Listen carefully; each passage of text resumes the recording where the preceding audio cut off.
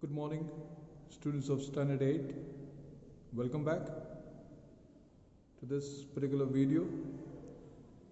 Today's topic that I'm going to discuss is all about a class and a sample program, that what it contains. Okay, a sample program that is there in your that's what you can see right now. We have a class sum, open flower bracket, public static void main, open close parenthesis, then open flower bracket, int x equals to 5 comma y equals to 10, int z equals to x plus y semicolon, then system.out.println sum equals to within double quotes plus s. It should be z. Let me just correct it. Okay, it's supposed to be z. Okay, then we have the next one, open, that is close the main method and close the class. Okay, so we are doing the next, that is the third unit. It's about compiling and executing the program. So first we should know how to write this program and what are its components. I have already given the numbers right from number 1 to number 16. As you notice, 16 is over here. So I'm going to discuss each and every one of them. The first one, class. It's a keyword. As you know, what is a keyword? It's a reserved word. So the class name should always be in small letters. A keyword should always be written in lowercase. Then followed by, we have sum. Here the sum is the user defined class. It is an identifier. And as you know, the meaning of identifier, that is, it's the name that is given to a class, given to a variable, given to a function. Okay, so it's a name. It should always begin with an alphabet. That's why you might have seen that you have seen over here class sum. Okay, and since it is a user defined class, even if you write s small, there is no problem. Then we have the public open flower bracket. Open flower bracket, you might have seen a class. It represents a block. So an open curly bracket is always followed by the closed curly bracket. So a class has a block, a function has a block, and there are other things that we will notice in the time to come, that they also have a block. But present, remember, a class has a block and a function also has a block. A function opens later but ends before the class. You can see here I have drawn the line in order to indicate where is the beginning of class and where it ends. Similarly, where the function begins as well as ends. Okay, so it's a block where the data members and the functions are present. Then we have the next one, public, the fourth one. It's a keyword, and along with that, it is also known as an access specifier. What does it mean? It tells us whether the variables that we are going to use, that is x, y, z, these are the variables, whether they are fully accessible or partially accessible or not at all accessible in a program. Then the fifth one is static, another keyword, and at the same time it is also known as a modifier. Okay, it's called a modifier. That means it changes the state of an object. It makes it as a class type if it is present. If the static is not present, then it remains as an instance type. Then we have the sixth one, that is void. That's also a keyword. However, it means return type. It signifies the return type. That means whether the function is returning a value or not. This return type if it is a void, it tells us that the function that is main, in this case it is main function, it tells us that the main function is not going to return any value. So other than void, there can be all the 8 primitive data types: byte, short, int, long, float, double, char, boolean, as well as string. So a function can return value. In such cases, it will contain other data types instead of void. So the presence of void indicates that the function is not going to return any value. Then we have the next one, that is the 7th one, that's main function, the main and open close parenthesis. That itself meaning a name of the function, and function name is always an identifier. That means it refers to any valid name given by the user. So you can take any name, you can write any name over there instead of main. Okay. So public static void main we write over there, and then after that, this main method is nothing but it is a name of the function, and it is an identifier. Then we have the next one, that is int.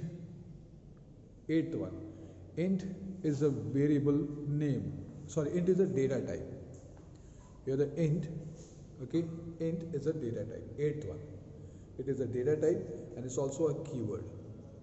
So it tells us that the variable that is associated is of integer type, means it's going to store a whole number only. The ninth one is x, which means a variable. It's a name given to a variable that is as x, and it is an identifier. Okay, so this identifier, as you know, it's a name that is given to a class, to a function, to a variable, to an object, and that's how it it means here that it's a variable name. Any name I can give over there, and it is an identifier. Then 10th one is called an operator, and it is an assignment operator. That means it is used to assign values to the variable, or the literal to a variable. The 11th one followed by operator is that is 5, and 5 is a literal. It's a numeric literal. It is an integer literal. Okay, there are different types of literals, so it is an integer literal.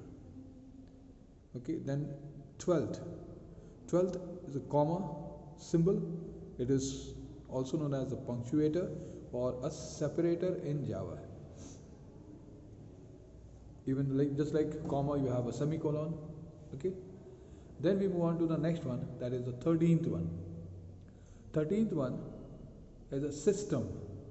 What is a system? Here, the system is a default class. Please remember, it is a default class present in the library of Java. That's why whenever you write system, the S should always be capital. Never write S small.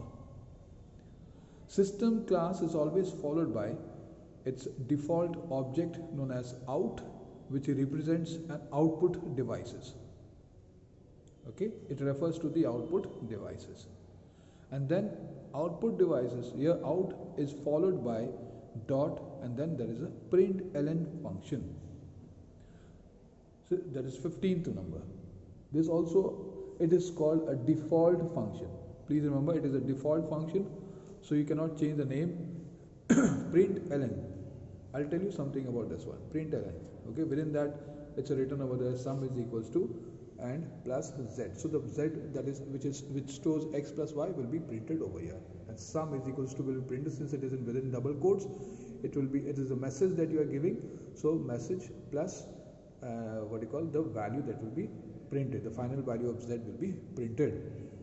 Now I'll tell you about the println. Something about println, and there is another word called print. Print versus println. Okay, the print function, both are output based functions. What basically they do is, both are print functions, they direct the output to the screen. Okay, both of them direct the output to the screen, where print function directs the output to the screen in a horizontal manner. Remember, print function directs the output to the screen in a horizontal manner, whereas println directs the output to the screen in a vertical manner. That's the basic difference between the two. Okay, both print and println function, they are used to direct the output to the screen. Okay, however, the print function directs the output to the screen in a horizontal manner, whereas the println function directs the output to the screen in a vertical manner. So that is the basic difference between print and println. Okay, then we have the next one, that is the 16th one, is called the comment. Okay, here the comment line. As we know, I think I have discussed this before also, but let me repeat once again. A comment, you might have seen here, you have, on the program itself, there are several comment lines that I have written. Like the first one you have written over the class declaration, then method declaration, then assignment of values, then calculation of sum, printing of sum, and then we have end of main function and end of class. So these are the comment lines that I have given over there. These are basically, they are single line comments. Now what is a comment?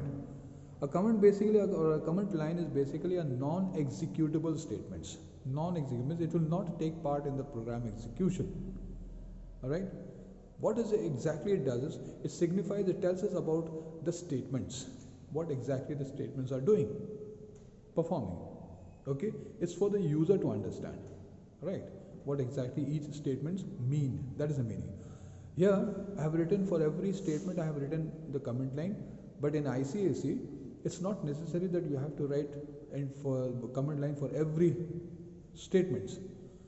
Okay, at least 7 to 8 comment line should be written, but that we will see later. Okay, now I'm going to tell you about as I said, that the comment line. What are comment line in Java? They are basically non-executable statements. They provide identity to the statements that are used in a program. Okay, as to what each statement is performing or doing. There are basically two types of comment line. The first one is called single line, and the other is called multi-line. I'll just write it down and then I'll show you. Single line comment you have this way.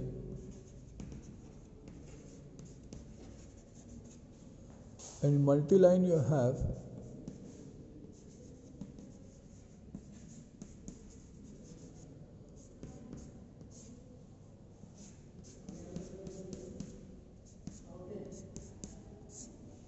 okay.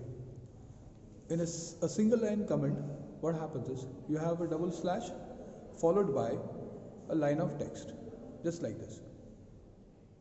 But you want to join more than one line, then in that case we use the what you call multi-line comments. And in multi-line comments, what happens? We have two types. Okay, one is a paragraph comment, the other is a document comment. Like slash star, then you have a lines of text, means more than one line, and star slash. And the second one is the document comment, that is slash double star line of texts, lines of text, that is strings of text, star slash. So remember, there are two types of comment line. One is a single line comment, so denoted by double slash forward slash, and multi-line denoted by single slash followed by a single star or a double star, and at the end star slash.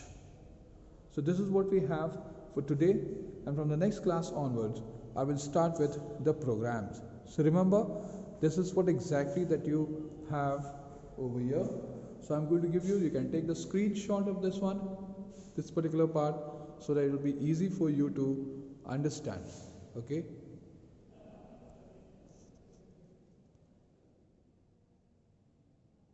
So I hope you'll be taking the screenshot. Now this is what I have to teach you today. I mean, for this session. In the next section I'll start with the program. I'll tell you how to start with the BlueJ, and then we will continue with writing the programs, specific type of programs that you shall be doing it. Till then, take care all of you, be safe, God bless each one of you. Thank you.